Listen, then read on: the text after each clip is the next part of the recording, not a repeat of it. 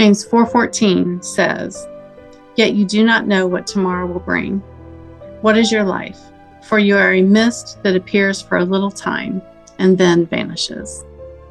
Life is short, and we're going to talk about that today in this podcast episode of how to take advantage of whatever time you have here on earth.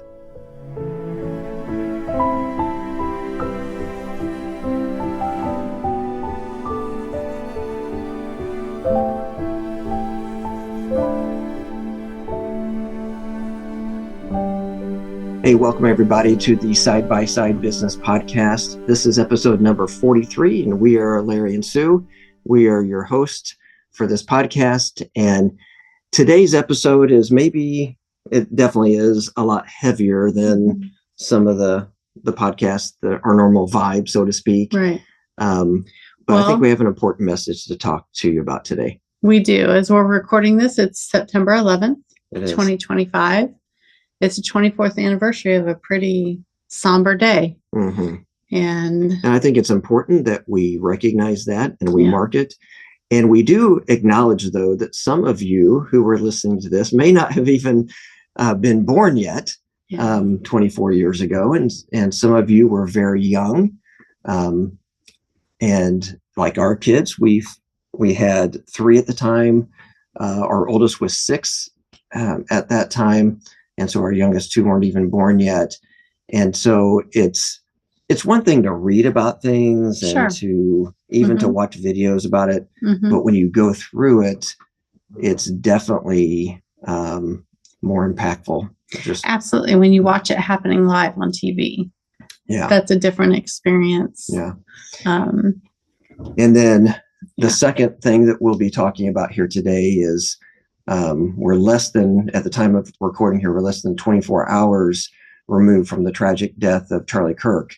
And again, just the sadness and the heaviness and the anger and all of that is still pumping through our veins right now. And so we're trying to process that as we talk here today, but we thought it was important for us to come out and to address this and to get some life lessons from all of this. Yeah. So let's rewind first 24 years ago. Yeah. If you're more than 40, maybe over 40, yeah, something like that, you will remember where you were whenever you heard about the attack on America that took place. And we're no different on that. Like I remember I still had a day job at the time and I was driving to work. The second plane hit, I think it was 9:03 Eastern time, which would be 8:03 our time. And I think I started to work at 8:30. Mm-hmm. So I was on my path to work, had the radio on whenever I heard the news report, because when the second plane hit, that's when people were like, oh, this wasn't just an accident. Yes, it wasn't just an accident. Yes. And then I remember I called you and told you to turn on the TV. Yeah, because I don't know how you handled that with the kids. Well, the way our house was set up, we were set up in the dining room, kitchen area doing school. We were homeschool our kids, and our oldest 2 were in class, and we were second day into a great week of school. Yes. And so when Larry called and told me that, I went into the living room and turned on the TV, and I left the kids working on their schoolwork at the table. So they were largely protected from seeing what happened. And I think you were going to work at 8 because I think you called me and I turned on the TV just before the second plane. Oh, gotcha. Yeah, okay. Because that's the one that I saw that I was like, yes. Yeah, I was kind of, what just happened? Yeah, gotcha. I just remember, there was a lot of confusion from the people on the radio of what they were, like what is happening and was that an accident? So that does make a lot more sense. But I do remember, just being on that route and just thinking what in the world's going on. And then whenever I did get to work, this is the days before we had a cell phone. So you had to get to work and call me from your landline to our landline. Yes, so there was no talking. And so I worked at a dental office, And so people were canceling appointments. Yep. Makes sense. I remember that there was one lady in the waiting room who her son lived in New York. And she obviously, again, before cell phones really, Right. so she wasn't able to get a hold of him. Mm-hmm. She was there as a patient. She was a complete basket case. And we're like, so people went out and were talking to her and Right. helping her, just saying like, we're not going to do the work that you're scheduled Right. for. Mm-hmm. She had, I don't know, she just didn't know what to do. So she Mm-hmm. came to her appointment, and that's what happens. We don't know how to Yes. process. We don't Right. know how to deal with things Right. whenever it's that really, you're literally in shock. It took so long. And I remember getting a business type phone call myself at home that day regarding some work that I did with our church. And I remember, like, I said to the person, like, are you aware of what's happened today? Because like I can't think about this at all, Right. And so it was definitely a day to kind of stop and, well, you had that feeling. So, yeah. And so my feeling was, what are we doing? Like, why am I working right now? What's the point of what we are doing? And the dentist, again, you get people come in, they're anxious already because they're seeing the dentist. And so he didn't want anything on the radio or anything like that about it. And that was smart of him to do that. But at the same point, then the employees are all kind of gathered around a radio or a TV or something like that, trying to find out what's going on. And it was kind of interesting how I was doing things at the time, but I worked until 1 that day, I remember. And we didn't live very far from the office. No, maybe it was like 10 minutes or something. And all I could think of was, I need to get home. I need to be with my family. And we wanted him there. Yeah. I really, yeah. And so I just took like a super long lunch that day. I don't remember when I went back, but I did have the flexibility in that. And so we just kind of were together. Yeah. And we hugged and we cried and we tried to figure out what the world was going on. But I do know that something was sparked in me that day that made me, it changed me. And before that time, I never had any thoughts about being an entrepreneur. But all of a sudden, and there wasn't like all the remote work that we have today. No, not at all. So it really wasn't a thought about I could just get a job and I could work from home. But all I knew is that I wanted to be around my family even more than what I had been thinking before that. All right. And so, and it did take a while. I think it was 3 years before we started actually selling. And I'm not sure that it even like that thought of I want to be with my family more. I'm not sure that translated into, so therefore I should start a business. It took a little while for it to blossom into that. Correct. Yeah.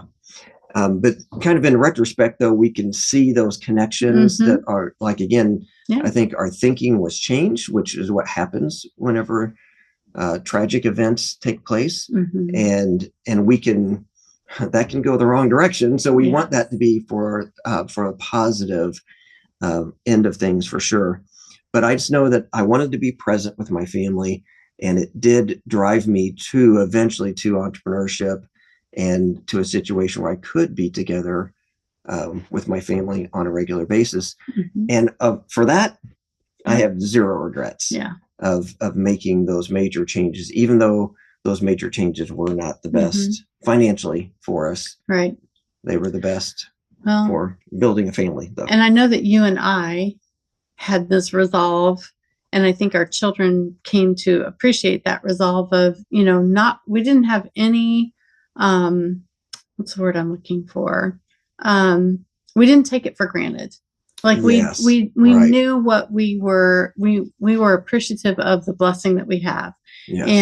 And so we did not take any of that for granted at all for even a moment. And I think our children mostly grew up with that appreciation as well.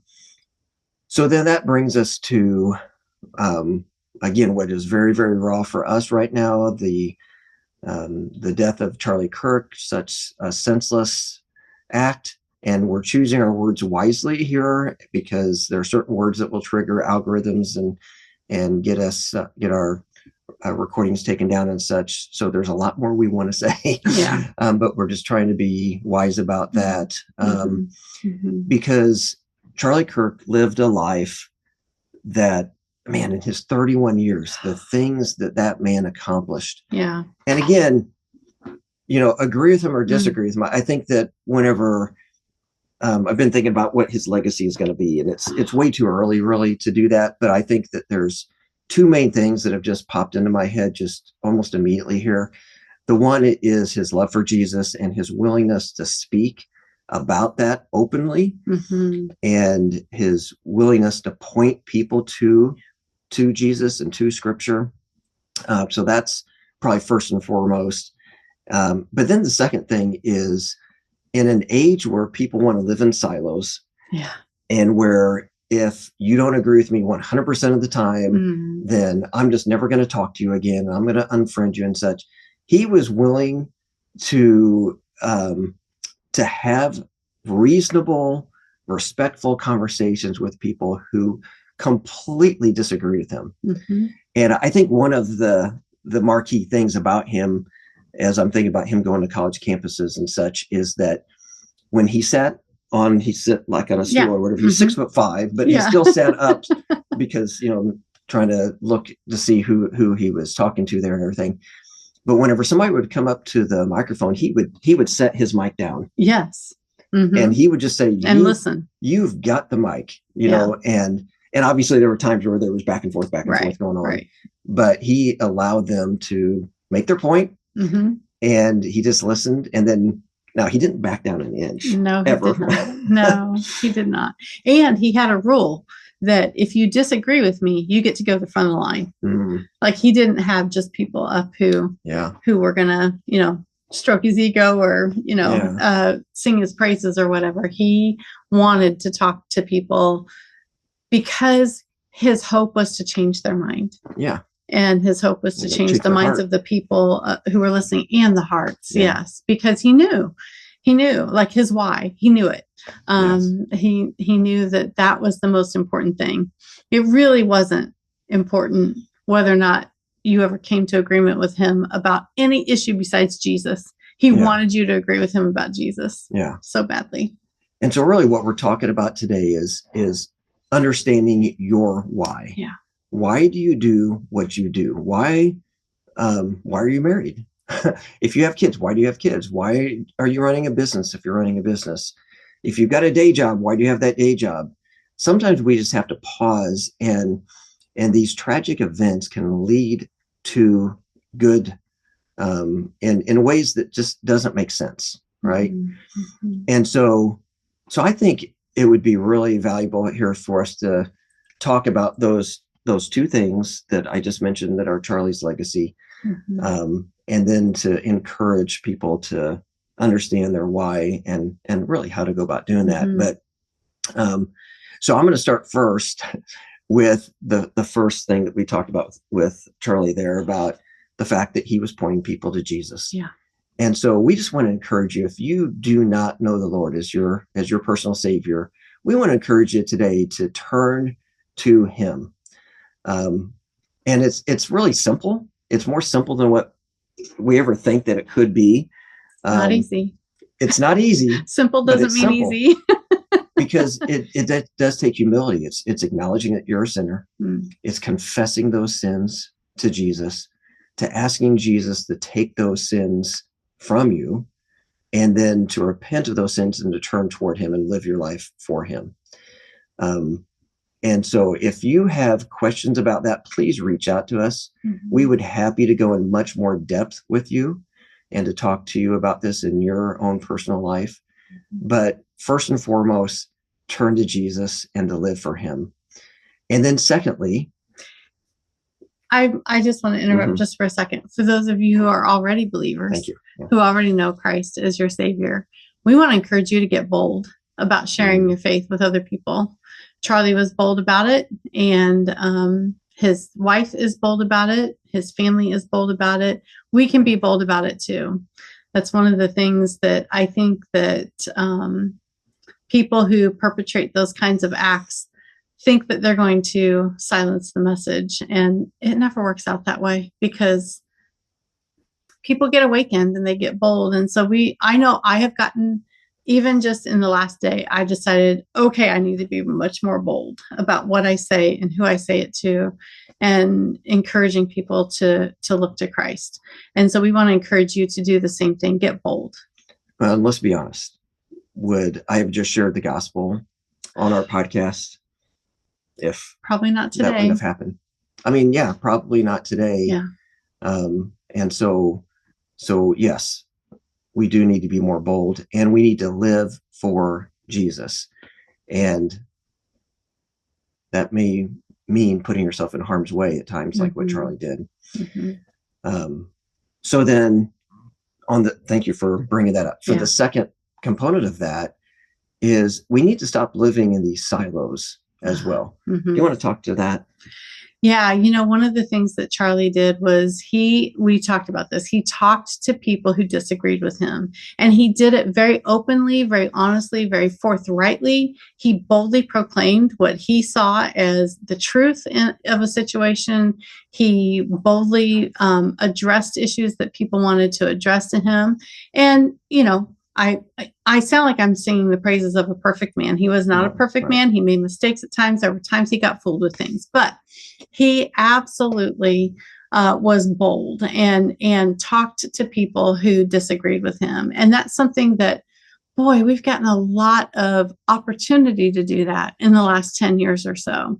And some people have taken that up and had those conversations. I just had a friend this morning post about he and his son were going to have lunch together, and he talked about their political differences. One is a raging libertarian, and the other one's a raging socialist, and they're going to have lunch together. And he said, we're going to talk about things, and we may even talk about politics and things that we disagree with. But at the end of the meal, we will have a meal together. We will hug and say, I love you. And our relationship isn't going to be ruined because of this.